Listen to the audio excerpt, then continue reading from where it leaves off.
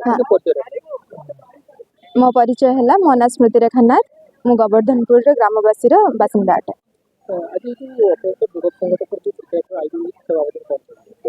Akhileshwar club द्वारा आयोजन होता जो क्रिकेट खेलटा यहाँ हूँ आम ग्रामर सबू छोट छुआ युवक मान प्रेरणा करने मान आयोजन कर गोटे छोट कंपटीशन टाइप रे ताकि पिला माननकु से प्रेरणा मिलू कि से डेली खेलतु खेलवा द्वारा व्यायाम हुए शरीर पर बहुत उपकार आयोजन करथिबा अखिलेश्वर क्लब को बहुत बहुत धन्यवाद।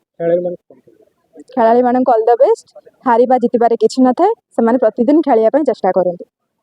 मु श्री हेमंत कुमार जेना बाबा अखिलेश्वर युवक संघर सभापति आज आम 19 वर्ष रु कम पिला माननकु नै एक दिवसीय दिवारात्रि टूर्नामेंट आयोजन करिछु एवं विभिन्न गाँव 8टी टीम आज आसी आमर माने खेल रे भाग नहीं तेणु आम पिला माननकु फ्री एंट्री फी रे पिला माननकु ट्रॉफी सहित तांकर प्रत्येक जो पुरस्कार राशि सब फ्री ऑफ कॉस्ट रखीचु तेणु समस्त टीम को अशेष अशेष धन्यवाद।